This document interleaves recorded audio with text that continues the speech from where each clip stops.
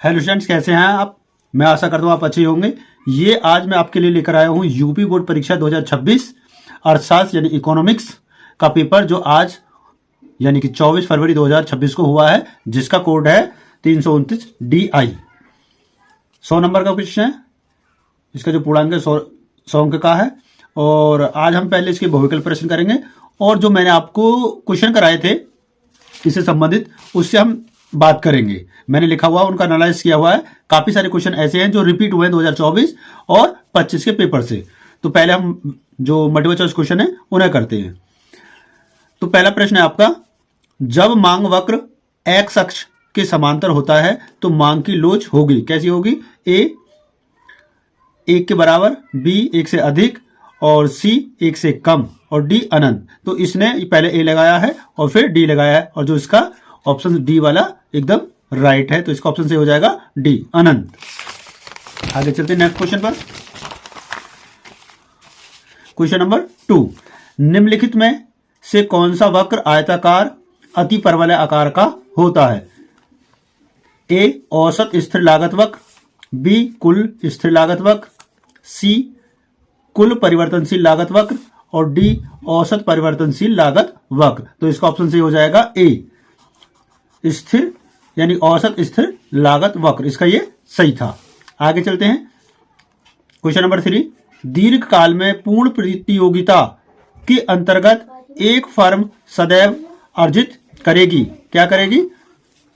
ए सामान्य लाभ, बी असामान्य, सी हानि, और डी बाजार लाभ। तो इसका ऑप्शन सही हो जाएगा ए, सामान्य लाभ। ये भी इसका सही है।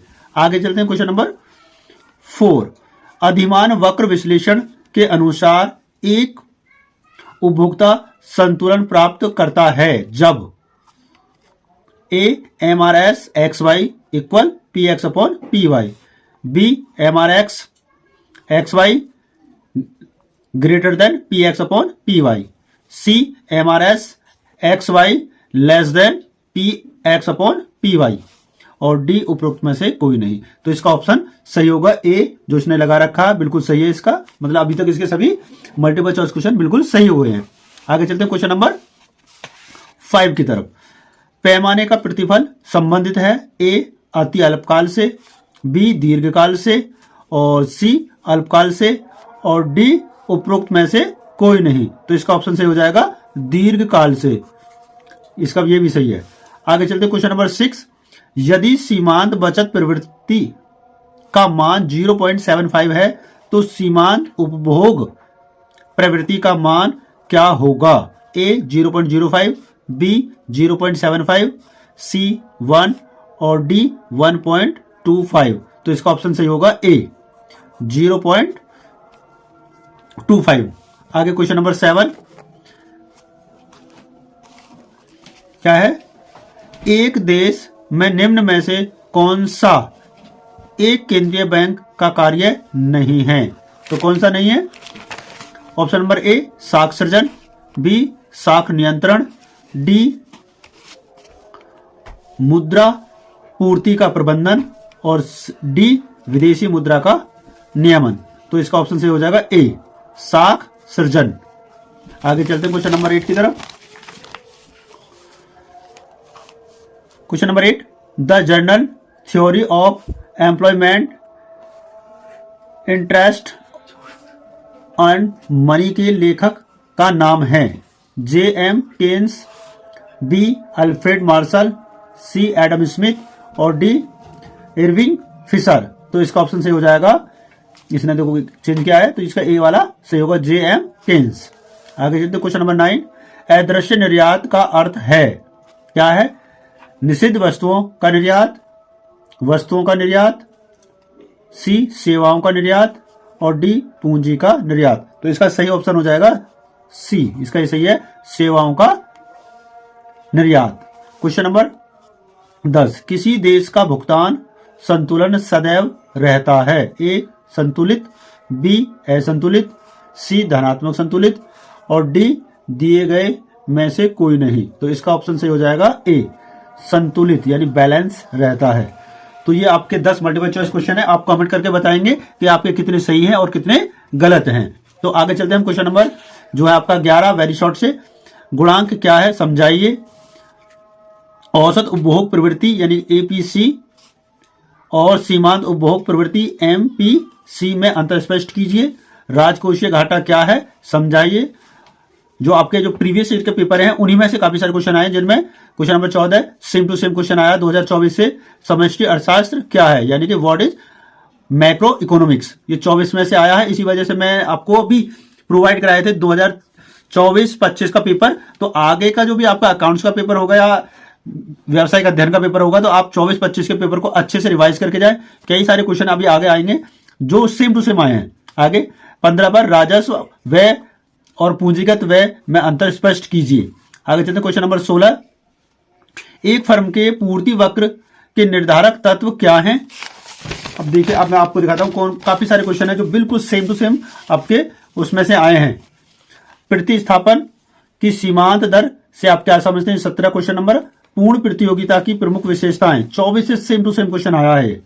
उसके बाद क्वेश्चन नंबर 19 वर्धमान पैमाने के प्रतिफल के नियम की सचित्र व्याख्या कीजिए। ये क्वेश्चन नंबर 24 में भी आया है और 25 में भी आया है, चेंज करके, मतलब 25 में थोड़ा चेंज करके आया है और 24 में सेम टू सेम वही है 24 से क्वेश्चन।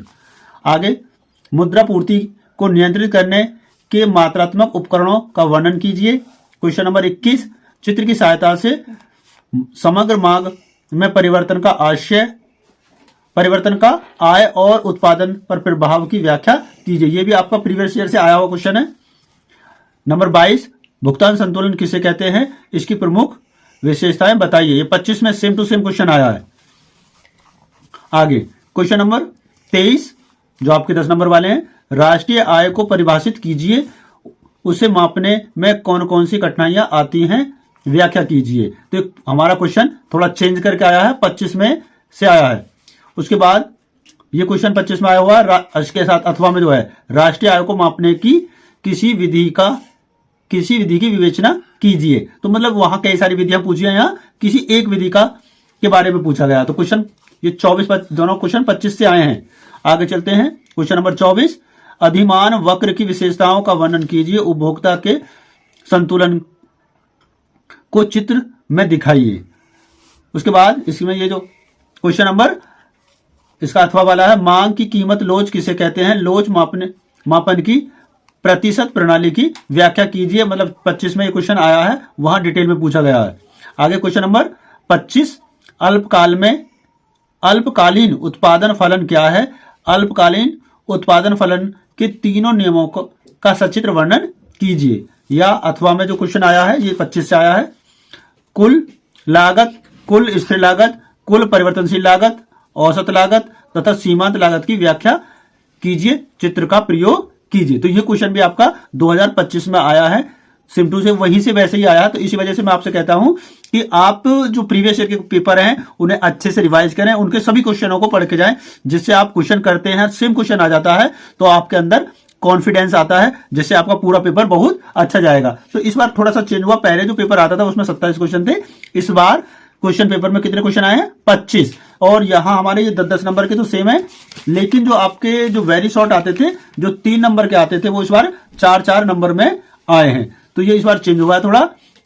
तो आगे के जो क्वेश्चंस हैं और जो पेपर होंगे तुम्हारे व्यवसायिक अध्ययन या जो भी पेपर बचे हैं, अकाउंटेंसी है, तो उसकी तैयारी के लिए आप प्रीवियस पेपर के क्वेश्चनों को अच्छे से देखें। और मेरे चैनल पे भी आपको 24 और 25 का कंप्लीट सॉल्यूशन आपको मिल जाएगा, चाहे वो न्यूमेरिकल है, चाहे थ्योरी है, चाहे मल्टीपल चॉइस क्वेश्चन है। तो उसके लिए आप मेरे चैनल को लाइक सब्सक्राइब करें और अपने दोस्तों के साथ शेयर करें वीडियो को। Thank you for watching this video.